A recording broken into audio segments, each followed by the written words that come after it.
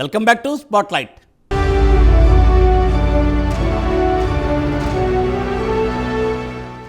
British కాలంలో నిర్మించిన ఆ చర్చి ఇప్పటికీ చెక్కు చెదరకుండా ఏటా క్రిస్మస్ వేడుకలకు వేదిక అవుతోంది.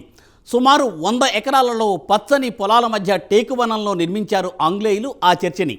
మహారాష్ట్ర నుండి శిల్ప కళాకారులను, ఇంగ్లాండ్ నుండి రంగులు, స్థానిక గుట్టల నుండి రాళ్లు తెచ్చి నిర్మాణం పూర్తి చేశారు. క్రిస్మస్ వేడుకలకు సర్వాంగ సుందరంగా తీర్చిదిద్దారు. 90 వసంతాలు పూర్తి చేసుకుని రాష్ట్రంలో 2వ అతిపెద్ద చర్చిగా పేరుగాంచిన మంచిర్యాల జిల్లాలోని సిఎస్ఐ చర్చిపై prime 9 news special story.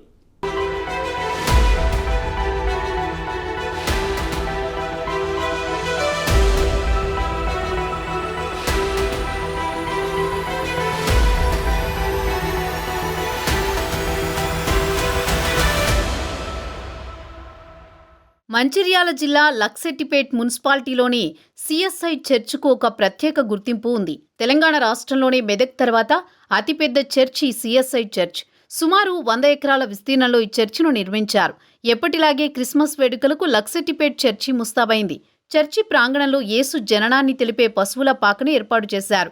1916లో CG early దొర అప్పటి లక్సెట్టిపేట్ తాలూకాకు తొలి కమిషనర్గా నియమితులయ్యారు. 1935లో చర్చి నిర్మాణం జరిగిందని ఫాదర్ వి శామ్యుయల్ తెలిపారు. 95 ఫీట్ల వైశాల్యంతో చర్చి నిర్మాణం, 70 ఫీట్ల వైశాల్యంలో ప్రాంగణం, 46 గొలుసులతో ఉన్న దిమ్మెలతో సుమారు 500 మందికి వసతి కల్పించే విధంగా నిర్మాణం చేశారు. చర్చిని నిర్మించడానికి ఏకంగా ఆ కాలంలో ఇంగ్లండ్ నుంచి ప్లాన్ తెప్పించి నిర్మాణ పనులు చూసే బాధ్యతను రెవసిజి అర్లీకి అప్పగించారట. చర్చి నిర్మాణం కోసం ఇంగ్లండ్ నుంచి రంగురంగుల అద్దాలు, లక్సెట్టిపేట్లోని గూడెంకట్ట, గువ్వలకట్ట, చిన్నయ్యగుట్ట రాళ్లను తెప్పించడంతో పాటు చర్చిలో ఉన్న శిల్పాలను చెక్కడానికి మహారాష్ట్ర నుంచి ప్రత్యేకంగా కళాకారులను రప్పించారు. 1935లో చర్చి నిర్మాణం పూర్తి చేసుకున్న అనంతరం దీనికి సిఎస్ఐ చర్చిగా అప్పటి మిషనరీగా వచ్చిన పాస్పుట్ నామకరణం చేసి క్రిస్మస్ రోజున చర్చిని ప్రారంభించారు. అప్పటి నుంచి 1954 వరకు ఆంగ్లేయులే చర్చి ఫాదర్లుగా పనిచేశారు. చర్చి బయట ఆవరణలో 10వ తరగతి వరకు సిఎస్ఐ పాఠశాల భవనాలు, హాస్టళ్లు నిర్మించారు. 1940లో ఈ చర్చి ఆవరణలో అతిపెద్ద మిషనరీ ఆసుపత్రి ఉండేదని, రాష్ట్రంలోని 10 జిల్లాల నుంచి ఆసుపత్రికి చికిత్స నిమిత్తం వచ్చేవారని, వారందరికీ ఉచిత వైద్యం అందజేసి మందులను ఉచితంగా అందజేసేవారని స్థానికులు అంటున్నారు.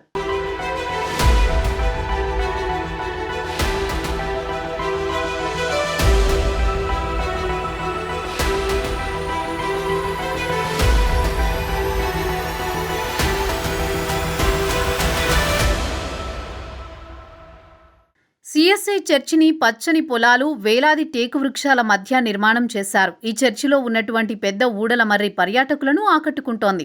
ప్రజలు ఈ చెట్టు కింద వనభోజనాలు చేస్తారు. ప్రతి ఏడాది డిసెంబర్ 21 చర్చి ఆవరణలో దీపారాధన కార్యక్రమాలతో వేడుకలు ప్రారంభమై 23 క్రిస్మస్ ట్రీ అలంకరణ, ప్రత్యేక ప్రార్థనలు, సాంస్కృతిక కార్యక్రమాలు, 25న జరిగే క్రిస్మస్ ప్రార్థనలు, వేడుకలు కొనసాగుతూ వస్తున్నాయి.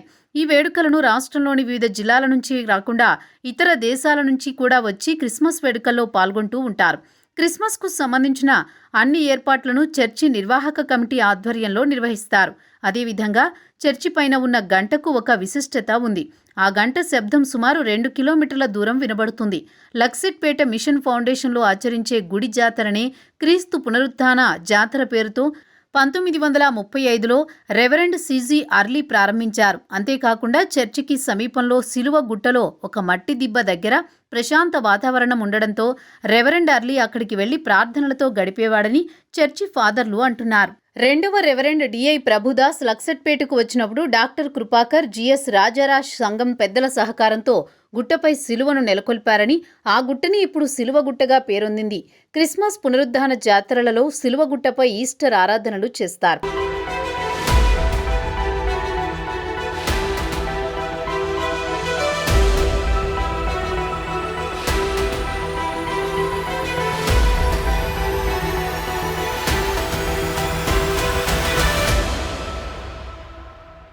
క్రైస్తవ భక్తులకు క్రిస్మస్ పండుగ చాలా పవిత్రమైనది. యేసు భక్తులు నెల రోజుల ముందు నుంచే ప్రార్థనలు జరుపుకుంటారు. యేసుక్రీస్తు జన్మదినాన్ని స్ఫూర్తిగా క్రిస్మస్ వేడుకలు అత్యంత వైభవంగా నిర్వహించారు.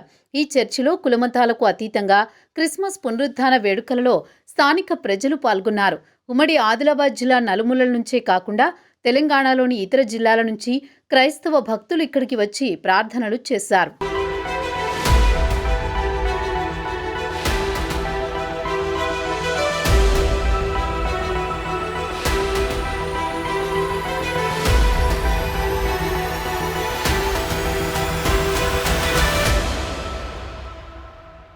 స్పాట్లైట్లో స్మాల్ బ్రేక్ తీసుకుందాం.